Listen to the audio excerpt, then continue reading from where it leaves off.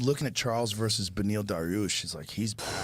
And he's such an interesting case, right? I would love to see Charles fucking win. That would make for a huge trilogy. It would be. Maybe call Khabib out. No, there's no shot. That's not. At one point in time, like the Cub Swanson fight, a couple of his other fights, people are like, Charles just doesn't have it. Rapes. Whatever it is, he just falls apart. And then he has a kid. He has a daughter. Is that what it was? Yeah, man. I can see that. And then Well, he went up to 55 too, right? That too. That's got to be. Yeah, that too. The 45 was real bad on him. It was real bad on him. It was just rough. But he did 55 before. I think he did 55 in the initial fights in the UFC. But against Efrain Escudero, I think that was 55. But he was just too dehydrated and fucked up to fight at 45, and for whatever reason, just didn't have it together mentally. Yeah. And then, boom, all of a sudden, he's the fucking man. Yeah, it's almost just so cool seeing those guys with a lot of losses become the fucking man. Like Jorge, when he did. Yeah. That was fucking sweet. He came on the scene with those knockouts. It is crazy when you see a guy who's gone to a point where you're starting to write him off, and then all of a sudden becomes. There was a moment where people like Oliveira might be the best pound-for-pound fighter on earth. Yeah. After Gaethje. Yeah, man. That was incredible. To do that to Gaethje? Yeah. But it's like you see vulnerability in Islam after that fight with Volkanovski. First of all, you see how good Volkanovski really is. Pound for fucking animal. He's number one pound 100%. for pound. You have to say, like, they have him not listed as pound for pound because he lost that fight. I think you can make a real argument that he won that fight. I think he won the fight.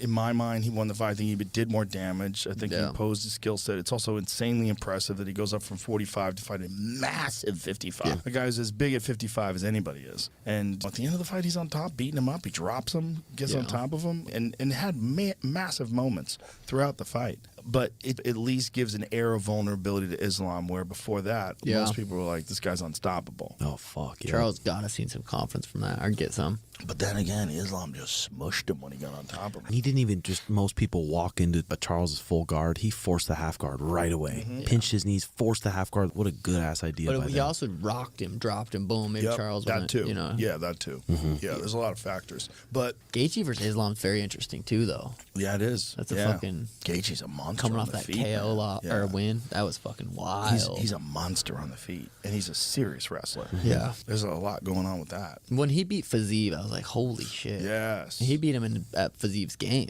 Yep, that was impressive as fuck. I wouldn't be surprised if Gaethje fucked up Islam or knocked him out. I wouldn't be that surprised. Do you know what? Islam's got very underrated striking. That motherfucker is skilled on the feet. He is very technical. He's skilled everywhere. Yeah, he's underrated on the feet for sure. Oh my God, his top pressure is next level. Yeah. His top pressure is just smushes people.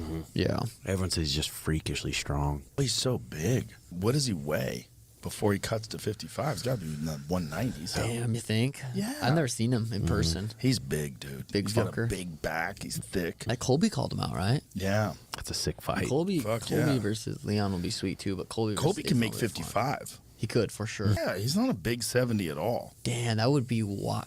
That would be crazy if he wins the belt at 170 and he's the first guy to go. I guess Henry tried to go to TJ, but go down to 55 and fight. Because Islam probably is bigger than Colby. Probably. Or around the same size. Yeah. That would be crazy. It would be crazy. Has he ever fought at 55 in the UFC? No, he hasn't. So that would be interesting to see how a cut goes. You got to get past Leon. That's no fucking pick. That guy's so. And after he beat Usman the second fight, he realized his takedown defense is impressive. Is more impressive, and his striking is as good as anybody in the sport. Yeah. That fucking head kick was so nasty. Pound for pound headshot, dead. That was so cold. I was like, so cold. Southpaw and southpaw too, and Colby seems to do good against. He takes him down fucking pretty easy. Yeah, punch, takedown, punch. Yeah, the thing about Leon is you can't zig when you should have zagged. Yeah. He'll find your chin. Yeah, he's accurate. He's a good striker. He's got that championship level confidence now. Wins the title by the most spectacular headshot, one of the most spectacular head kicks in the sport. To win a title in a fight you're losing against Kamaru Usman, who is the nightmare, right? And you just in the 5th round in Utah elevation, 5th round, so crazy. And John Anik fucking and that he called it. John Anik was the greatest call in sports history. Yeah, that was wild. That is not the cloth from which he is cut, dude. What? What?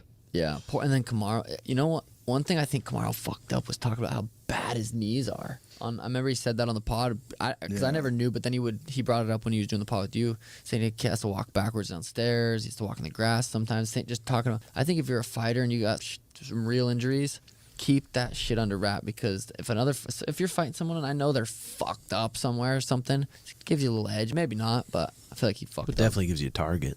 Yeah. You definitely know something's going on. You see him wince when something moves. Like, oh, this guy's knees are fucked. Yeah, and you definitely can kick the back of his legs and jar all that shit. It's already inflamed and sore. Yeah, but who knows? The motherfucker ran the shit for a while. Wow. Do you see Tyron Woodley say he'll come back only if he can fuck up Izzy? I like Tyron Woodley, but Izzy's just a fucking sniper.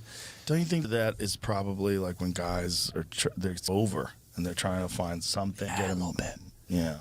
And then, maybe they weren't allowed like some extra TRT, some sauce, and then they get on it, and then they're like, After "Oh, that, fucking UFC. back, baby." Yeah, probably, honestly. Yeah, who knows? He was always naturally genetically gifted. As a natural athlete, he looked fucking insane. Yeah. Remember when he knocked out Robbie Lawler? My God. That was crazy. Yeah. Tyron is explosive. crazy. The Jay Heron fight might have been one of his most impressive. That was like one of his first big KOs in the UFC. You ever see that fight? Pull up Tyron Woodley, Jay Heron. He hit him with this just leaping forward like blitz punch and cracked him and then put him away. He was a monster, man. Tyron Woodley has some serious power. It's crazy how you can just see someone dominate, and then it's next guy. Now it's Kamaru dominating. Now it's Leon Champ. Am I thinking of Josh Koscheck? Oh, maybe. Then he hit him while Maybe he knocked out Jay Heron too. He did. Yeah, let's see the Jay Heron first. Yeah, Tyron was a monster. Fuck yeah. It's just even more impressive what Izzy was doing for as long as he was doing it. Mm-hmm. And Alexander Volkanovski's fight, defend, fight, defend, fight, defend, Yeah. fight, defend.